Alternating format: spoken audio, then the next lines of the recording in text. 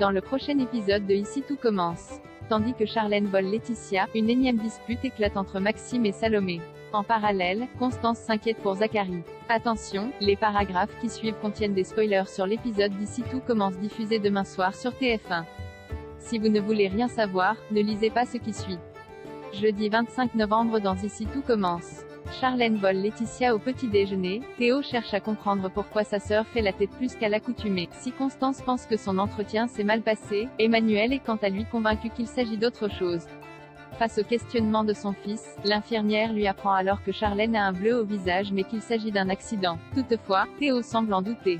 Pendant ce temps, Lorraine remercie les étudiants d'avoir participé aux entretiens qu'elle a menés.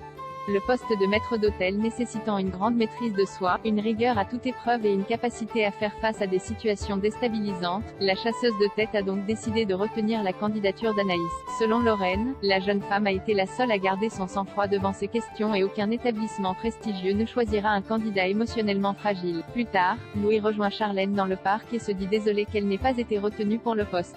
Comme il l'interroge pour savoir pourquoi la chasseuse de tête a choisi Anaïs, Charlène indique avoir craqué après que Lorraine lui a fait de nombreuses remarques sur son physique. Elle craint donc désormais que son style ne convienne pas aux recruteurs des grands palaces. Même si Louis fait remarquer que c'était son tout premier entretien, Charlène estime qu'il serait peut-être mieux pour elle de poursuivre sa carrière à l'institut. De son côté, Théo sait que Martha a menti pour couvrir sa sœur et celle-ci finit par lui expliquer que Charlène a fait une bêtise avant d'assurer que c'est terminé. Puis de préciser qu'elle gère la situation avant de lui demander de lui faire confiance. Sans attendre, Martha retrouve Laetitia et lui reproche d'avoir fait une nouvelle injection à Charlène. La gardienne répond qu'elle n'était pas d'accord mais que Charlène a tellement insisté qu'elle a cédé. Par la suite, Martha révèle que Charlène est fragile et que ce ne sont pas des injections de Botox qui vont l'aider. Même si elle reconnaît qu'elle aurait dû dire non, Laetitia précise qu'elle est en difficulté financière et qu'elle n'a pas pu refuser une telle somme. Compréhensive, Martha considère néanmoins qu'il y a d'autres moyens de se faire de l'argent et elle tente donc de la convaincre de cesser son activité illégale en précisant qu'elle risque gros. Peu après, leur discussion est interrompue par l'arrivée de Kelly. Ayant entendu la fin de leur conversation, l'étudiante demande des explications à sa mère. Dos au mur, Laetitia lui avoue toute la vérité. Kelly, qui est furieuse, en veut terriblement à sa mère pour lui avoir menti et d'avoir embarqué d'autres personnes dans ses histoires. L'adolescente supplie ensuite sa mère d'arrêter immédiatement ses bêtises avant qu'il ne soit trop tard. Plus tard, Charlène débarque chez Laetitia et l'implore de lui faire une autre injection de Botox. Seulement, elle lui apprend qu'elle ne lui en fera plus pour tenir la promesse qu'elle a faite à sa fille. Lorsque Laetitia a le dos tourné, la fille d'Emmanuel en profite pour récupérer le double des clés de la loge puis s'introduit quelques heures après chez elle pour lui voler son équipe. Une énième dispute éclate entre Maxime et Salomé. Salomé en veut terriblement à Maxime d'être arrivé en retard à leur premier rendez-vous depuis qu'ils se sont remis ensemble. Bien que le fils Delcourt se confonde une fois de plus en excuses, la jeune femme est persuadée qu'il s'agit d'un acte manqué et que leur couple n'est plus une priorité pour lui. Agacé, Maxime lance qu'ils ont suffisamment de problèmes pour ne pas s'en rajouter. Plus tard, Salomé croise Tom dans le parc de l'institut. En remarquant sa petite mine, il essaie de lui remonter le moral avec une technique imparable, l'ASMR. La jeune femme se prête alors au jeu et retrouve le sourire.